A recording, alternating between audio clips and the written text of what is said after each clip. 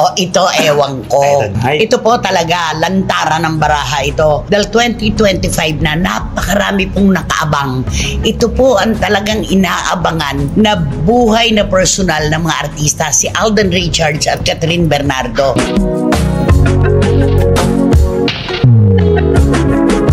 Ayan na nga si Catherine, napagbintangan na nga na kaya kumain ng ubas sa ilalim ng mesa.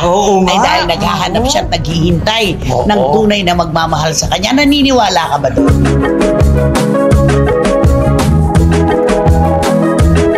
Sabi nga ni Alden, di naman siya nagmamadali. Kahit naman si Catherine, hindi natin po pwedeng ipagtulakan kung di pa handa ang kanyang puso. At saka sa punto ng karir nila ngayon, mahirap magrelasyon kasi eto sila Oo nga, pariyo sila. On top of the world. On top of the world.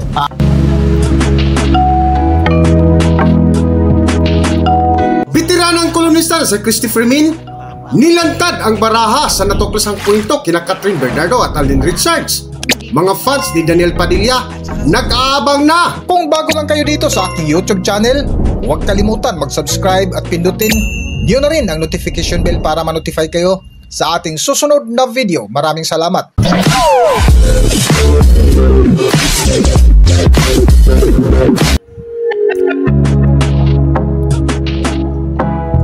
Hanggang ngayon ay hindi pa rin mawala-wala sa kwentuhan ang record-breaking movie na Hilulabagin na pinagbidahan ni Catherine Bernardo at Alden Richards na mas lalong inaabangan ngayon dahil sa balita na di umano ay may nilulutong teleserye ngayon ang dalawa. Ngunit hanggang ngayon ay marami pa rin sa mga Katnil fans ang umaasa na ngayong 2025 ay magkaroon ng magandang resulta na muling magkabalikan sina Catherine Bernardo at Daniel Padilla, lalo na nang mapanood ng ilang Katnil fans ang video ni Catherine Bernardo na kumain ng prutas sa ilalim ng lamisan na duda ng ilang Katnil fans na naghahanap pa rin si Catherine Bernardo ng love life ngayong 2025.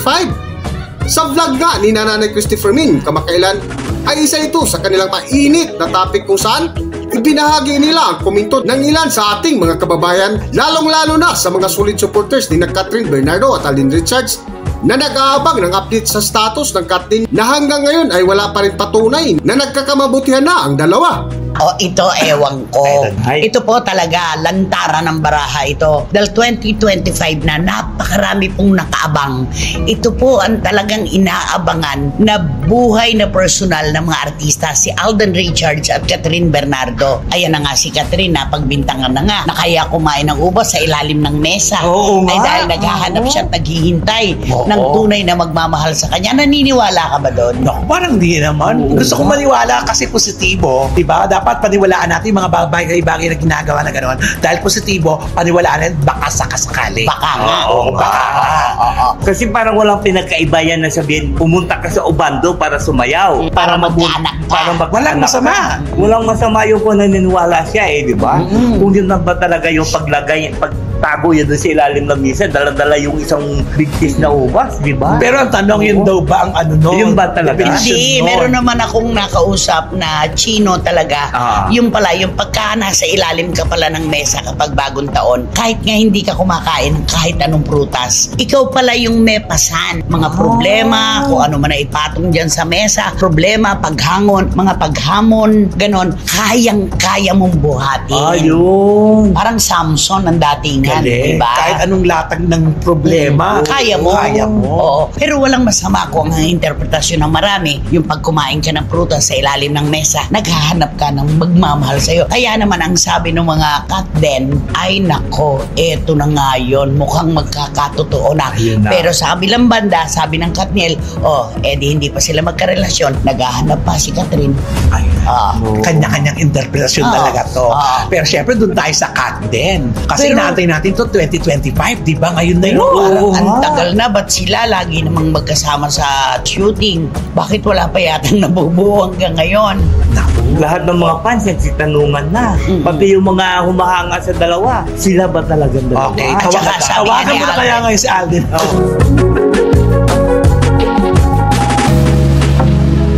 Sa huling bahagi nga ng kwentuhan ni Nanay Christopher Min at mga kasama nito na sina Romel Chica at Wendell Alvarez, ay dinipinsahan nila ang Katnil kung bakit hanggang ngayon ay hindi pa rin inilantad ni Catherine Bernardo at Alden Richards kung anong meron sila ngayon. Para sa buong kwento, narito ating panorin ang video.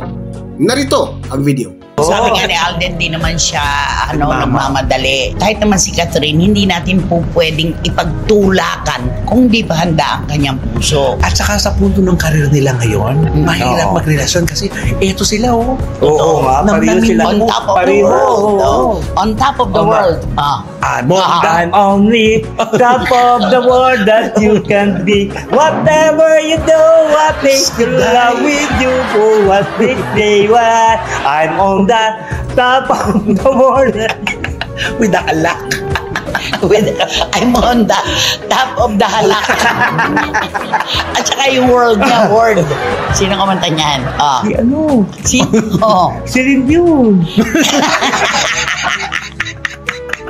Si Lindy yun. Ano naging si Lindy yan? Bigyan kita ng clue na mayapa na ang kumanta nito. Ay, si Whitney.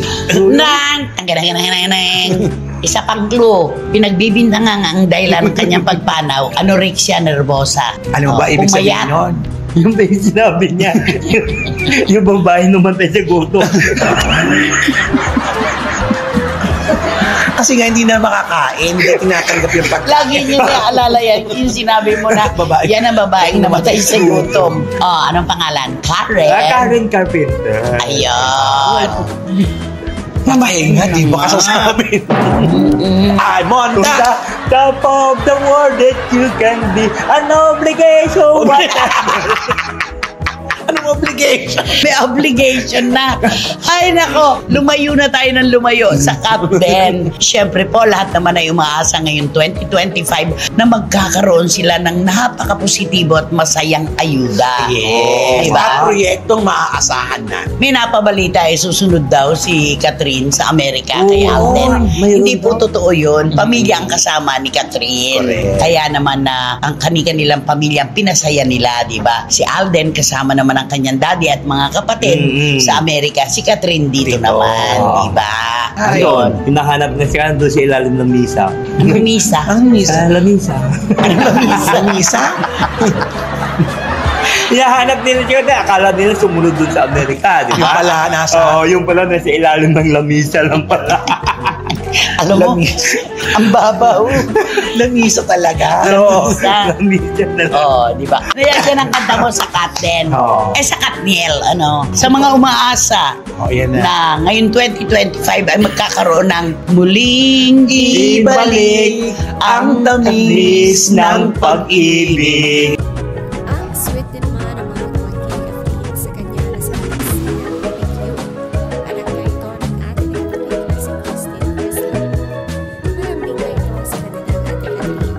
Magkakasama sila sa isang bahay at mas mabuti ito dahil sobrang close nga nila sa bangtusa.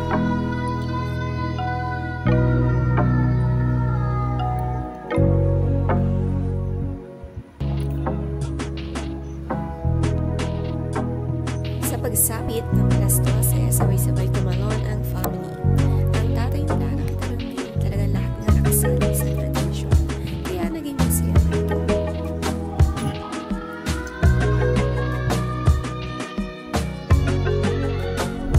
Hanggang dito na lang muna ang ating video at kung nagustuhan nyo, huwag kalimutan mag-subscribe at pindutin nyo na rin ang notification bell para ma-notify kayo sa ating susunod na video. Maraming salamat!